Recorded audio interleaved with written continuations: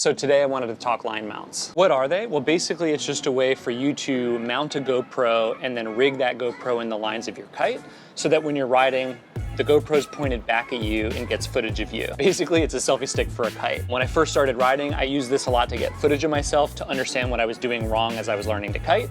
Now I obviously use this to get footage for the channel. So just starting out with general tips about line mounts for those of you considering this. First, it's a risk. You're putting something in your lines that potentially could block your quick release. So if you're out there and something happens, you need to release your kite might not flag out because the line mount is in the lines. Next, having something in your lines is just dangerous in general. You can get tangles depending on the design of the different systems.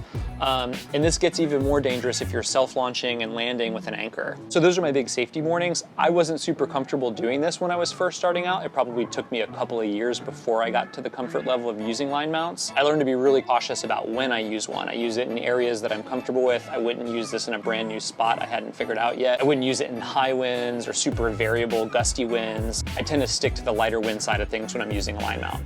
So last tip I have is use the GoPro remote.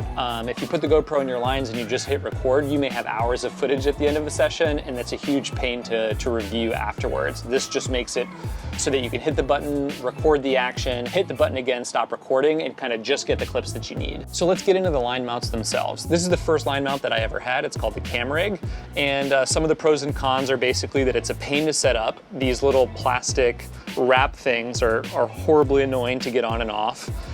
It's nice because it is a little bit on the lighter end of the spectrum so that you don't have that much weight kind of sagging in the middle of your lines. And then, you know, these long edges, these long stabilizer edges compared to other ones, it feels a little bit risky. It feels like there's more to get tangled in the lines, but at the same time, since they're longer, maybe it helps stabilize things a little bit more.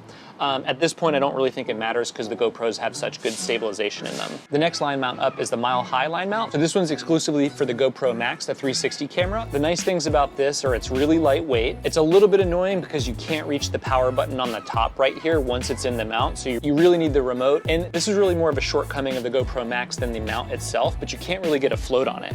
So with the regular GoPro, you can get a float on this in case the camera falls into the water, you can at least find it again. This one you might be taking some risks if you just go out like this. So next is the mentees mount.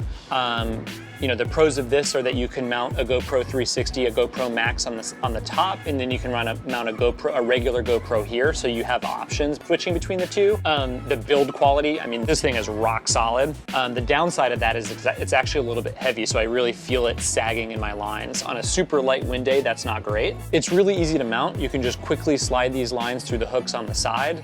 And then the last con of this is because of these edges that pop up, I have gotten a few tangles with this one, a little bit more than the others.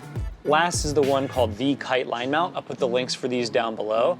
This one's nice because it's a little bit lighter, and it's really nice because there's no extra edges for lines to catch on. So far I haven't had any tangles with this one.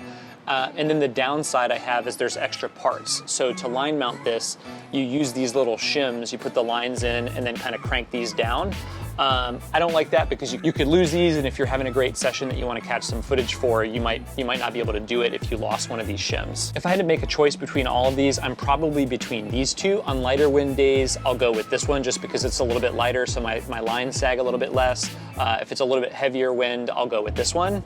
I haven't used the GoPro Max one all that much. I've just been a little bit nervous about not being able to have a float on it. Yep, so those are my thoughts on line mounts. Hopefully this is something that just helps all of you progress faster in your kiteboarding. If you liked it, give me a thumbs up. And if you've got any questions, throw them in the comments down below.